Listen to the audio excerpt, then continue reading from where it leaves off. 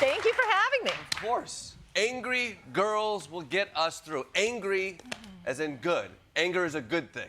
A force for good. Can be a good thing. Can be a good thing. Can be a good thing. Can be a good thing. Walk me through this. How can this be a good thing? So there's a lot of different things that anger can be, including political anger. I would say that we live in a period in which a certain kind of political anger that is not good is radically shifting this country in a terrible way. That's a punitive anger on behalf of an inequitable power system and angry people, a lot of angry white men who want to get back their power and are doing an enormous amount of destruction. This book is not about that. No. This book...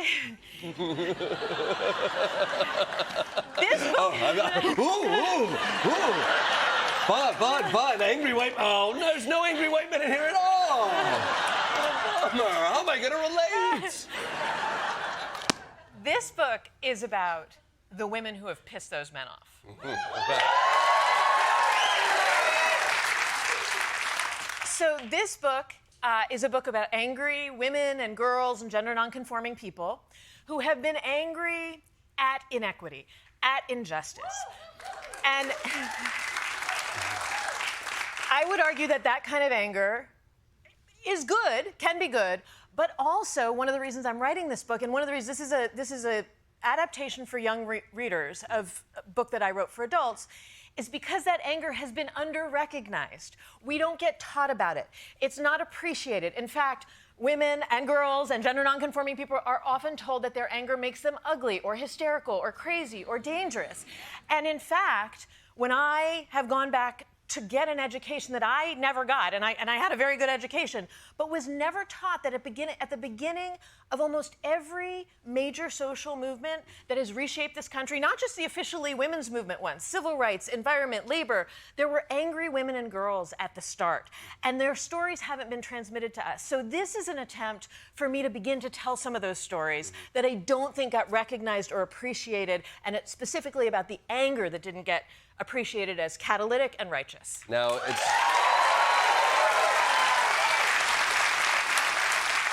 also a good time to write about history. It's being rewritten as we speak. Sure is. Is there any... You kind of walk through a lot of characters within the women's movement. Is there anybody who stands out to you in this as particularly important in a moment like this? Well, there are a lot of people who are very important. I will tell you somebody I've been thinking about recently, in part because she just died. A woman named Claudette Colvin. And that's a name that a lot of people might not immediately recognize, and that's, in fact, kind of nuts. Claudette Colvin was 15 in 1955, March of 1955, almost exactly 70 years ago, when she, as a 15-year-old girl, refused to give up her seat on a bus in Montgomery. This is 9 months before Rosa Parks refused to give up her seat. Now, the civil rights movement, which had been planning to stage an action around this, did not want Claudette Colvin, this 15-year-old girl, to be the face of that action. She did get arrested. She became a plaintiff in the Supreme Court case that ultimately, that in 1956, would bar racial segregation on public transportation. So she's incredibly important. Her choice that day on that bus actually changed the law, and yet we're not taught about her. There are a lot of very messed up reasons that we're not taught about her, and that the movement itself wanted to choose Rosa Parks, who herself is angry in ways we're not taught about. She's also in this book. But one of the reasons that I think about Claudette Colvin in particular, writing this book for young readers, is that the way she described her choice that day as a high school student was that because she'd been reading history specifically about the abolition movement a century before her, she says that she felt like the ghosts of Harriet Tubman and Sojourner Truth were pushing on her shoulders, gluing her to that bus seat. And it reminds me of why it's so important that we have this history, that we do tell these stories of anger and resistance, because a 15-year-old girl can be inspired by them 100 years later and wind up a plaintiff in a Supreme Court case that winds up altering the law around segregation and public transportation. Now, I'm curious... You see the import in recognizing the pattern where anger has been, in many ways, whitewashed or sanded down.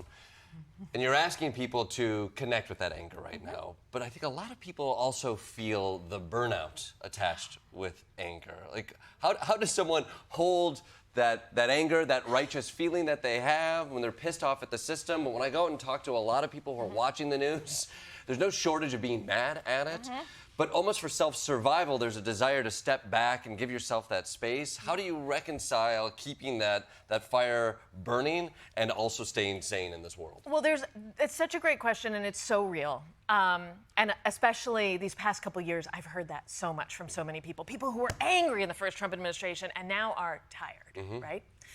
It's another reason that it's really important to tell a longer and more complex history. And the first thing I want to say is that anger can be a very destructive force. I never want to pretend that it can't be. It can explode relationships between allies, between friends. It can be very combustible and destructive. We don't talk enough about how anger, shared anger, can also bring people together. It's the building blocks of organizing and of movements.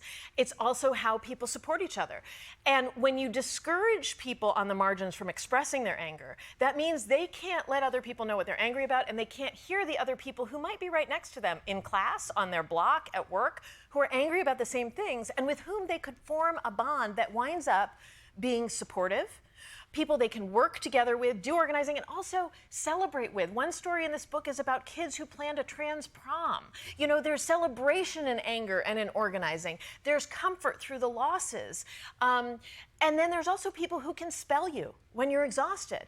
And so one of the things that I want to stress about anger, including for young people, is that while it can be harmful and hurt, it can also draw people together. And we don't talk enough about that. So actually, I think that the answer to burnout, there's sometimes no answer to burnout, but community helps. Community, connection, working together, really listening and paying attention to the people who are angry about the same things you are, how they're doing, how they're feeling. Can you help them? Can they help you? You talk a little bit in this about your own writing process and how years ago comedy was a tool many people used as a way to invite people in, and still do, but that you shifted to an angrier stance and immediately found that was resonating more, or it got much more attention.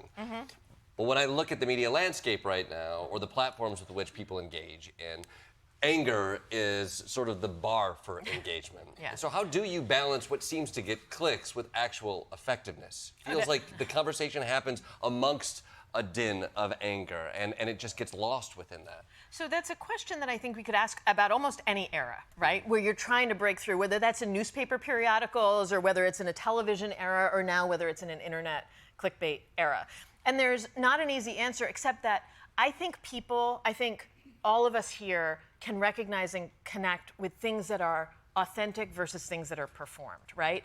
And I don't think there's a formula. You can't perform anger in a way that's going to resonate. You can perform it in a way that's going to make people laugh, that might make people, but you know, I don't think there's a single solution to that problem. I think it's a matter of continuing to think hard about what we want to say and to whom we want to say it and how we want to say it, and make sure that it's coming from a place that's real and not just trying to get the attention, because people can see through that pretty quickly, I think. Oh, I hope people can't see through inauthenticity.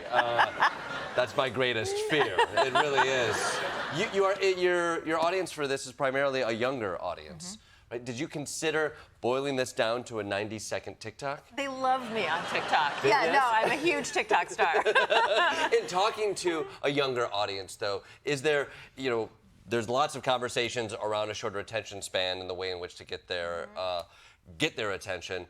Have you found a response from younger audiences into digging into this history that they haven't heard yet? Yeah, I have 2 younger readers at home, and I know a lot of younger readers because of them in my real life. And it's funny, there are shorter attention spans, but I think we really undersell the curiosity. We don't take, again, part of what this book is about, we don't take seriously the curiosity and appetites of young people. Yes, there's all kinds of candy around. You know what?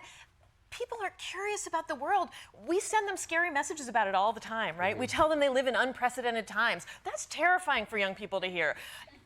They actually sort of have hunger, and there are lots of different ways they can be satisfied, but with actually getting fuller, richer, more complex, sometimes funnier, sometimes angrier stories. So I give young people a lot of credit for having varied appetites. Well, it's a great book. I think it is. It does elucidate some history that a lot of people don't normally see. And if you really could get that down to a 90-second TikTok, I'm working on it. I'm working on it. You're gonna get it. The book is Angry Girls Will Get Us Through.